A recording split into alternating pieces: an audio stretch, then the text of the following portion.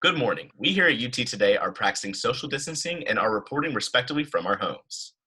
But we have student reporters ranging from Nashville to Nevada and even all the way to Australia. And we are here to report news to you every week. So let's start the show. And coming up on UT Today, how churches are still finding ways to meet in the wake of the COVID-19 pandemic.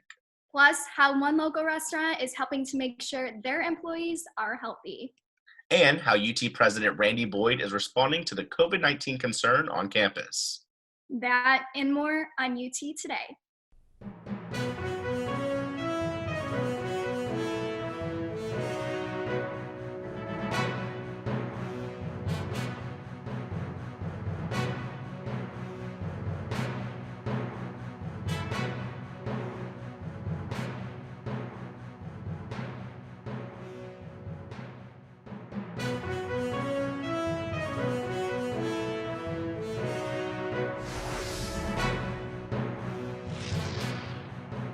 Good morning, everyone. I'm Shania Brenon.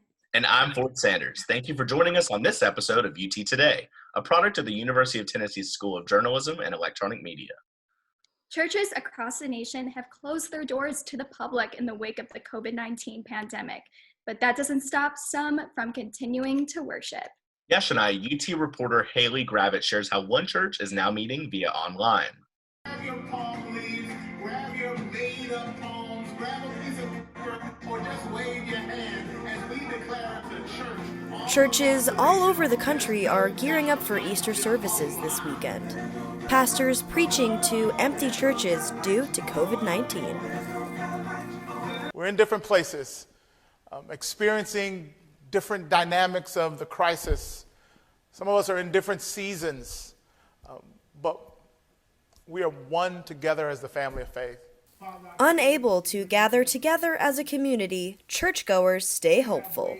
We're not going to stop gathering. We're going to meet online together, and we're not going to stop showing up. Even though the ways that we show up might be limited, we're still going to show up. So please go to the app and find out all the ways that you can just continue to stay engaged. Pastor Albert Tate at Fellowship Church shares how the quarantine has affected his community. I've seen glimpses as we've navigated being quarantined and all the realities of our world today. I've just seen glimpses of love breaking out. And cried out. Some of you, as we go through this crisis and as we experience unprecedented places of quarantine and worry and anxieties at an all-time high, some of you need a savior. The church ministries are reminding people to stay at home, but to know they are not alone. Tune in next week to see how people celebrated Easter in quarantine. For UT Today in Las Vegas, Nevada, I'm Haley Gravitt. Back to you guys. Thanks, Haley. In the response to the COVID-19 pandemic, Tennessee Governor Bill Lee issued a safer-at-home order for the entire state. But what is that exactly? UT reporter Marina Traconis shows us what the Safer at Home order entails. Marina? With Governor Bill Lee signing an executive order to reinforce Tennessee's Safer at Home guidelines, many residents have questions about what they can and cannot do under the new executive order. While the previous Safer at Home guidelines strongly suggested that Tennesseans stay inside, this new order mandates it. Now, it is unclear how this is going to be enforced, with Governor Bill Lee saying he's leaving enforcement up to local governments. To help clarify Executive Order 23, we have some examples of what you can and cannot do under the Safer at Home guidelines. You can go to work if you are an essential employee. You can go to the grocery store for necessary items, but you should limit the number of family members you take with you and remain 6 feet away from other shoppers and staff. You can pick up takeout food. For fun, you can take a drive in your car. You can go outside and take a walk, ride a bike, walk your pet, or other activities that maintain proper social distancing. Also, the TWRA says boating and fishing are acceptable, again, as long as you maintain safe social distance. Under the Safer at Home order, you cannot go to work if you are not working at an essential business. You cannot visit friends and family if there is no urgent need. You can't ignore social distancing guidelines when in public. And you cannot visit loved ones in the hospital or nursing home unless there are exceptions outlined by the facility's website. This order currently remains in effect until April 14th. Reporting for UT Today, I'm Marina Traconis. Thanks, Marina. News anchor and UTK instructor Brittany Tarwater tells us how her class is making the switch to online learning. So I teach a class on Tuesdays and Thursday mornings at UT, and obviously that has moved to online. And it's a really good thing that the students are much more tech savvy than I am. So learning how to use Zoom has been really different and challenging for me in different ways, but it's also kind of forced us all to learn this new skill and to connect with one another in a different way. So it's stretching our learning for them and for me, which has been great. Yeah, Tarwater says her class has actually covered the coronavirus and the pandemic as a whole in ways they would have never imagined possible, using Zoom and other technology. Amid the pandemic, the trucking industry is booming while providing services to all across the country. Brian Connor, Director of Sales at Optimum Logistics, talks about how truck drivers are working tirelessly to deliver products during the pandemic. Put the hammer down, hiring, retaining, making sure our customers are safe, our drivers are safe. Any driver that slips seats, I mean, they're wiping down their equipment, making sure they use gloves, use a mask or whatever. If we provide them, sometimes the customers provide them, but we're going out of our way to make sure those drivers are safe. Optimum Logistics says they're going to continue to provide a safe environment for those drivers and customers during these times. Yes, Shania, and actually many local restaurants are dealing with keeping their business up and running during the COVID-19 crisis as well. One local restaurant is focusing to make sure their employees are healthy. Alex Sherry has the story. Alex? In the midst of the coronavirus pandemic, many restaurants and small businesses in Knoxville that are already closed are struggling to stay open. So, Yassine Toureau, owner of the popular Yassine's Falafel House, is taking numerous steps to try to make sure that his customers and employees are safe during this difficult time.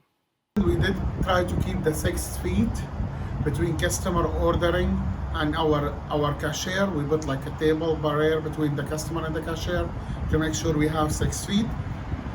We stopped taking cash. We stopped completely the cash, only credit card. His employees are also careful about following quarantine precautions.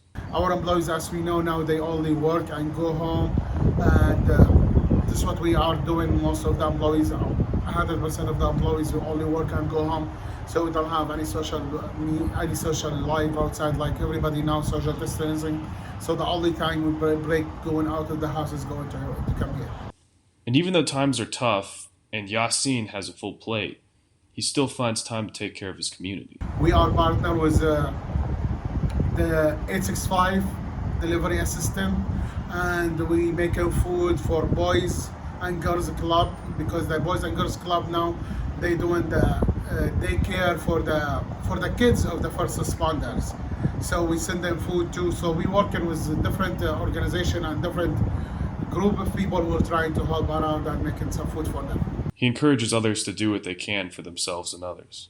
In general, businesses need to focus and think outside of the box, do something they doesn't normally do to have a solution for this pandemic. So just do whatever you can, safe and healthy, and bring a new idea using new technology. This is Alex Sherry reporting from home. Thanks, Alex. And coming up on YouTube today, Marcella Tocco brings us all things entertainment in our next segment, Rocky Topics. And later, how the public is using social distancing techniques in local parks. That and more coming up on UT Today.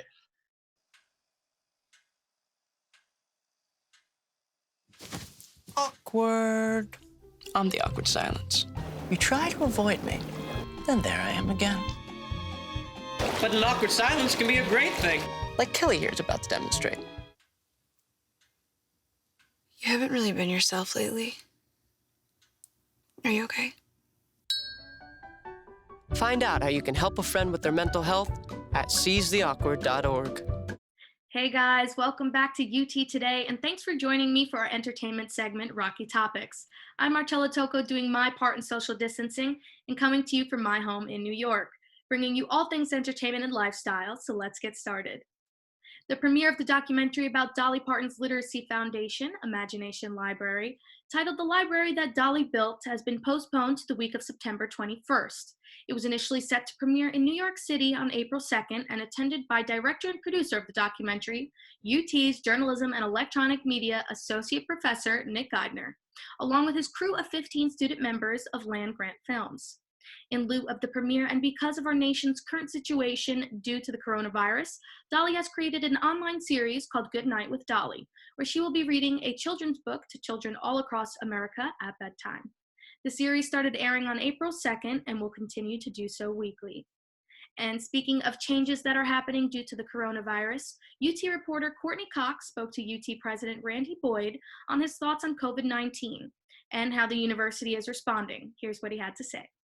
In the wake of the COVID-19 crisis, I had the chance to speak with UT System President Randy Boyd. Now, during our interview, we covered an array of topics, from figuring out how we were going to still celebrate our seniors who are graduating, to also figuring out what we would do if this crisis continued into the fall semester. Here's the story. I believe that this graduation or celebrate this commencement ceremony will be the best ceremony that we've ever had in our 225 years. One, the university is committed to making it special in very tangible ways.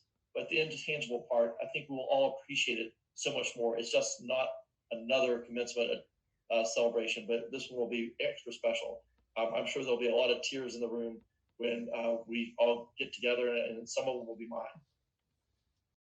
We also asked how he and other chancellors were adjusting to working online. Do things together, and so that we're learning from each other and each other's experiences during the crisis, so we don't have to all learn the same things independently. We can learn from each other and then act together. When asked what all leaders should do during any crisis, here's what President Boyd had to say. That a leader needs to do is to make sure that they're transparent and communicates. We may not always know the answers, but we need to make sure that we're as transparent as we possibly can be and communicate fully and openly, and also be decisive. If you are a student who is still struggling, trying to get your footing in these online classes, do not worry. There are multiple resources on campus in order for you to succeed. The Student Success Center offers multiple resources which range from supplemental instruction to online tutoring to academic coaching via Zoom, so that way you can succeed and you can be the best Vol you can possibly be. Reporting from Memphis, Tennessee for UT Today, I'm Courtney Cox. Thanks, Courtney. And speaking of Zoom, some lucky volunteers got a visit during their Zoom classes from alumni such as Peyton Manning, Josh Dobbs, Shamika Holdsclaw, Drew Holcomb, and Lauren Akins, alongside her husband, country singer Thomas Rhett. For these students, it was just another day of rolling out of bed 2 minutes before class, messy hair, and pajamas still on. So they were pleasantly surprised when these familiar celebrity faces appeared on their computer screens. NFL legend Peyton Manning visited his former professor, Dr. John Haas. Jacksonville Jaguars QB Josh Dobbs dropped into an engineering class. WNBA legend Shamika Holdsclaw joined a class with Dean Shea Kid-House. The great soulful singer Drew Holcomb also crashed a class. And Lauren Akins popped into a nursing class with her husband, country music star Thomas Rhett. All these Vols for Life offered some encouraging words and advice to these UT students and even answered some questions. They were sitting in those classes once too and were happy to chat with their fellow volunteers. I think these class crashes are awesome, and I can't wait to see who will casually drop in for the next VFL class crash. Well, that's going to do it for Rocky Topics, but don't go anywhere. Sports is up next. I am what hunger looks like in America. I am an 8-year-old girl who's not excited for the last day of school. Because this may be the last time I'll have lunch. Till September. I am a single father of 2 who works 3 part-time jobs, and that's still not enough to put food on the table. I was created by artificial intelligence from faces of the 1 in 8 Americans who struggle with hunger. Feeding America, 200 food banks strong. Welcome back to UT Today. My name is Quinton Douglas. And I'm Rachel Rubadue. Welcome to All Things Sports. We have a lot of content lined up for you today, so let's get started. Yeah, the University of Tennessee swimming and diving team has been greatly affected by COVID-19, and I got the chance to hear from some of these athletes on how they felt about their season being cut short. The season got cut short for many people on the team, especially for the seniors. It's particularly hard just because NCAA's was supposed to be the last meet for most of them of their collegiate career. For many student athletes, the heartbreak of their athletic seasons have unfortunately ended due to the spread of coronavirus, and the uncertainty has a big effect for the men's Tennessee swimming and diving team as they feel the disappointment of being unable to finish their collegiate careers. Well, obviously it ended our season before NCAA's, which was very hard to take in. Also, we worked all season very hard to get to this point. It was a big bummer. But, everyone's going through the same stuff. Keeping in shape is important, although it isn't clear to when these athletes will be returning to practice, and there's even hopes for an additional year of eligibility in the horizon for these athletes. Yes, we had actually set up a workout space down in our basement. We brought over a bunch of equipment that we need to stay fit, help us keep fit. We've been running, we've been doing exercises and workouts that our coaches have been sending us, both from UT and from back home. So yeah, we've been trying to keep in shape. Summer sports or spring sports will be allowed another year of eligibility, excluding many sports. For instance, basketball wouldn't get another season, nor would we. I think that's still under dispute though, and time will tell. With a positive mindset during this challenging time, these athletes have been creative with staying in shape and working towards their goals, even if circumstances seem tough. Reporting for UT Today Sports, Rachel Rubadue. Speaking of UT Sports, UT reporter Cam Harris spoke to Philip Fulmer on what athletics is going to do in order for them to be eligible for another season. Here's what Coach Fulmer had to say about the situation. Would be ahead of the game. So I think our coaches are doing a good job of relaying that, but I just wanted to remind everybody of that. Be eligible and ready to go and be in shape when you get here, especially if you're in a fall sport. I think it's a great thing that we do allow a do-over, so to speak, for the seniors, but in some cases the scholarships might not be exactly the same because, as I said, there's obligations out there to other people. So that's where having the conversation with the respective coaches are important. Well, speaking of events and tournaments being canceled, the NBA has also experienced their own struggle with how their season will play out. UT reporter Lou Brown spoke to one NBA player on what they thought about the change. Earlier this week, I got the chance to speak with fellow Aussie Dante Exum of the Cleveland Cavaliers, where he shared a couple of his thoughts on his first trade as well as his time in self-isolation. Now, Dante was drafted in 2014 as the number 5 overall draft pick to the Utah Jazz, where he battled a couple of injuries and never really got the chance to establish himself as a key member for the Utah Jazz, hence why he welcomed his first trade to the Cavs in December of last year. Well, no, this is my first time, being traded and going to a different city. It's a new experience.